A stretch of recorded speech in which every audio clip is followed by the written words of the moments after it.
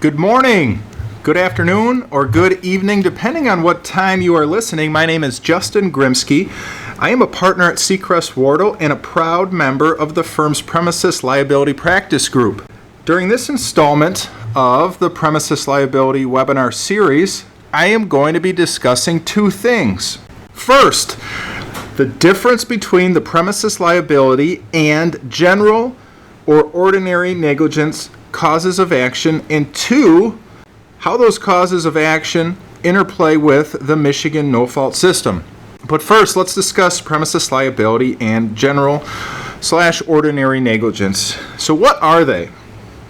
Well, generally speaking, when a plaintiff drafts a complaint for damages arising out of alleged negligent conduct occurring on a defendant's property, an important consideration that a plaintiff will take into account is whether to plead a cause of action for premises liability, general negligence, or both. Well, why does this matter? This distinction is often claimed dispositive. And that's because the defense-friendly open and obvious doctrine applies to bar many premises liability claims, but has no application to general negligence claims. Well, what is the open and obvious doctrine? Luckily, if you're not familiar with this defense or just need a refresher, on July 1st, 2020, my partner Tom Azzoni presented an excellent webinar on this defense, and I encourage you to take a listen. But for today, as a reminder, an alleged danger is open and obvious if an average user with ordinary negligence would have been able to discover the danger upon casual inspection. So that's fine and dandy, but what is a premises liability cause of action and what is a general negligence cause of action? How are they different? How are they the same? The easiest way to decipher the two is as follows. Premises liability arrives from conditions on the premises under the defendant's control, while general negligence stems from the conduct of the defendant. This may sound simple now, but in practice the distinction is not always as obvious, which is why we often see a plaintiff attorney just plead both. However, experienced lawyers will attempt to describe and then artfully plead the same injury-producing event in terms more favorable to their legal position, which most of the time ordinary negligence, to get around the open and obvious doctrine. So let's do an exercise. During this, ask yourself, was the injury caused by the condition of the premises or was it caused by defendant's conduct? For example, let's say you're at a grocery store and you slip and fall in a puddle of clear liquid that was spilled in the aisle. To decipher between premises liability and general negligence, ask yourself a series of questions. First, was the injury caused by an unsafe condition on the premises? Well, in this scenario, sure. There was a clear puddle of liquid on the ground.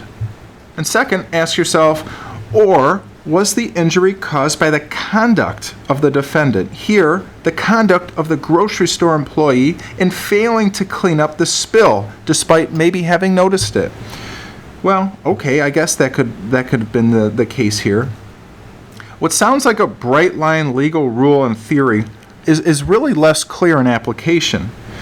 But as we'll see later, this example would likely have been classified as a premises liability claim as the injury was caused by a condition on the land. As you may see, other examples get rather confusing. Thus, as mentioned previously, in order to get around the defense-friendly open and obvious doctrine of premises liability law, plaintiffs will normally take two approaches in their pleadings. First, plead multiple counts. Plaintiff will plead both premises liability claim focusing on the alleged dangerous condition on the land, and they will plead a general negligence claim focusing on the alleged wrongful conduct. Second, they will only plead general negligence, emphasizing the alleged wrongful conduct of the defendants rather than focusing on the premises per se.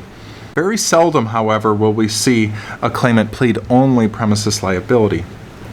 So in response to these tactics, the case of Adams versus Adams held that regardless of the pleadings made by plaintiff, it is well settled that the gravamen of an action is determined by reading the complaint as a whole and by looking beyond mere procedural labels to determine the exact nature of the claim. That quote is really the standard for deciphering between the two. So it's important that you ask yourself, what is the gravamen of the action? What is the essence or most important part of the action? So let's talk about some cases. We will then go through a chart that was published by the Michigan Bar Journal that goes through each cause of action with respective facts. Of note, there is little published case law distinguishing between premises liability cases versus general negligence cases. However, an important starting point is the 2005 Michigan Court of Appeals case of Laier versus Kitchen. So what happened in that case?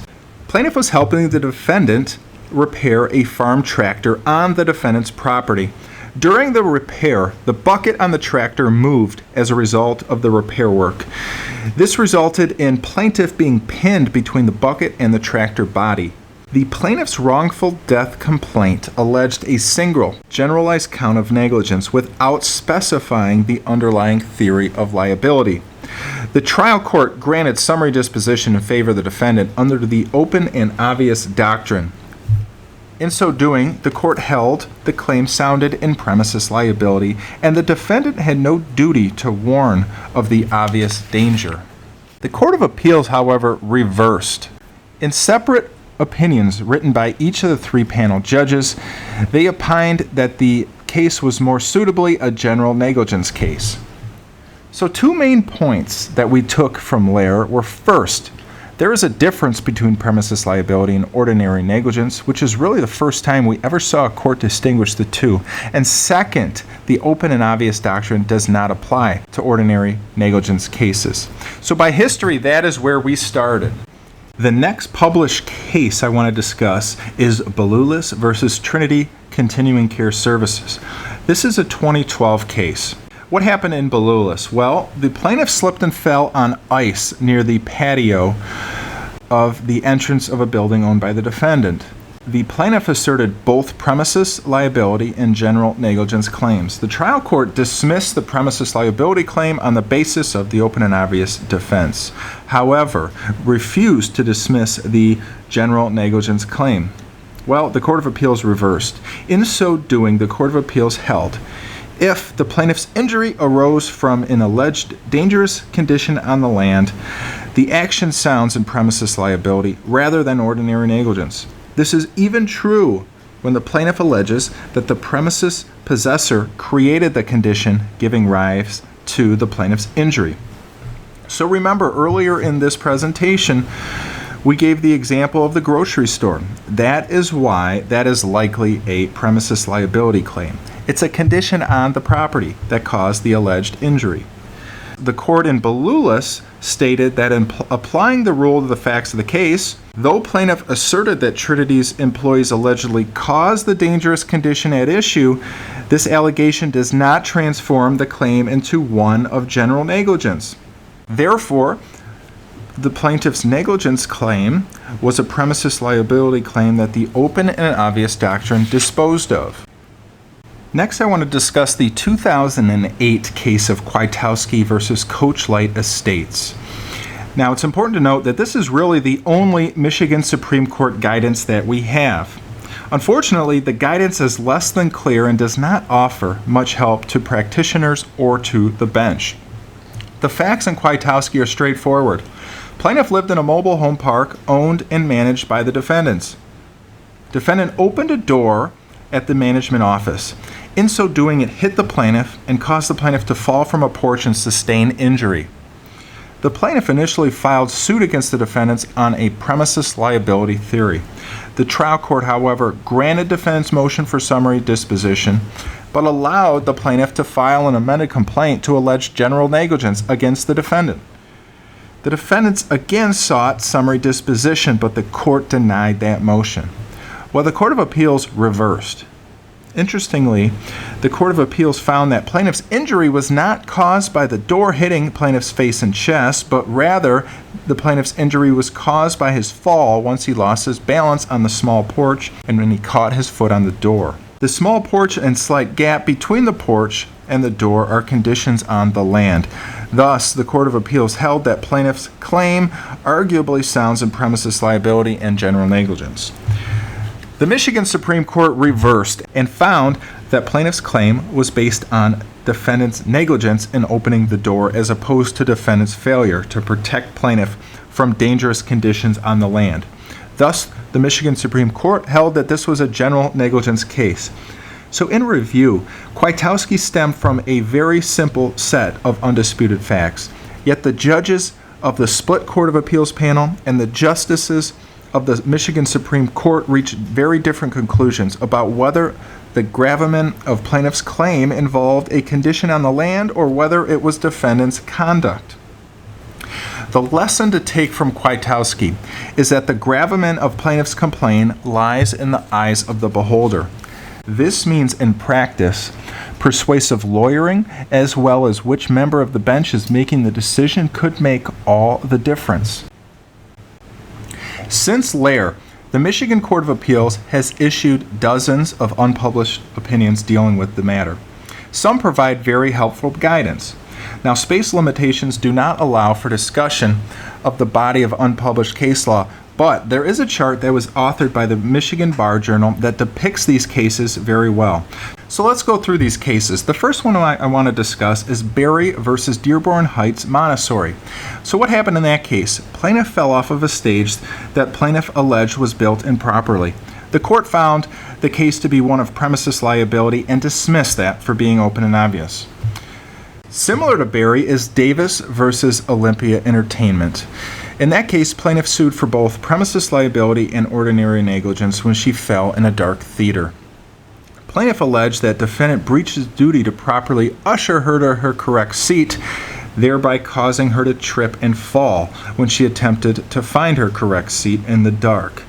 In holding that plaintiff's claim was one of premises liability and not general negligence, the court reasoned, and I quote, "Plaintiff fell as she attempted to locate her seat in the dark, causing her to miss the stairway's next step. Thus, her injury was allegedly caused by a dangerous condition on the property, namely the dark step, and not the conduct of the defendant." See also Cont versus Sirba, when defendant fell on debris left outside of a restaurant. The court held that that was clearly a premises liability claim. The last case I want to discuss is Perkins versus Mid-Michigan. In that case, the court found the case to be one of ordinary negligence. In so holding, the court found that defendant, by failing to repair the swing step despite plaintiff's repeated requests to do so, breached its duty to maintain the industrial equipment with which plaintiff was required to work in a safe, operable condition. So in summary, if there is a focus on defendant's actions in the absence of a premises liability claim, or if a physical act by the defendant directly caused the plaintiff's injury, a viable claim of general negligence may be allowed. Now let's shift our focus from strictly premises liability and ordinary negligence to discuss how the two causes of action interplay with the Michigan No-Fault Act. Generally, you will see an overlap with respect to no fault within the parked vehicle exception of the Michigan No-Fault Act. That is, accidents involving parked cars and other vehicles which are addressed in MCL 500-31061. Now, of the three exceptions stated in 31061, the most suitable exception in our scenario here is the second one, which is 500-31061B. Now that exception reads in pertinent part, injuries occurring as a result of contact with vehicle equipment or with property being unloaded or loaded.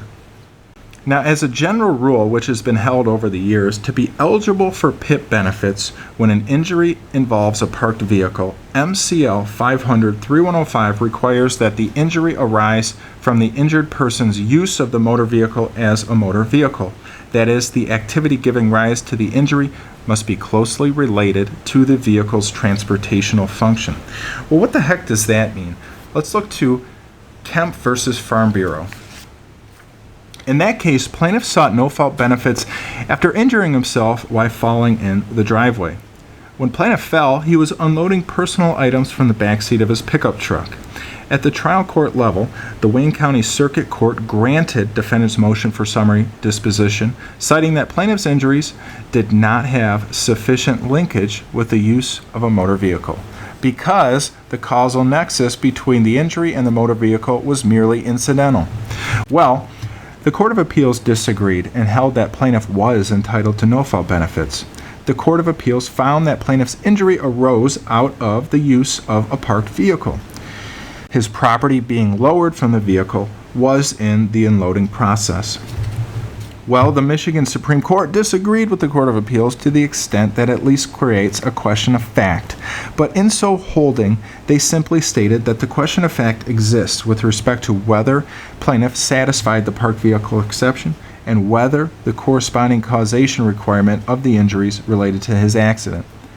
Importantly, however, the Michigan Supreme Court did clarify that unloading property, for example, personal effects, from a vehicle upon arrival at a destination constitutes use of a motor vehicle as a motor vehicle and does satisfy the transportational function requirement. Well, all right, that is it for today's presentation. If you have any questions about premises liability, general negligence, or the interplay within the Michigan No-Fault Act, please reach out to me directly and I'd be happy to address any of your questions. I also look forward to working together with you on these cases in the future. Thank you.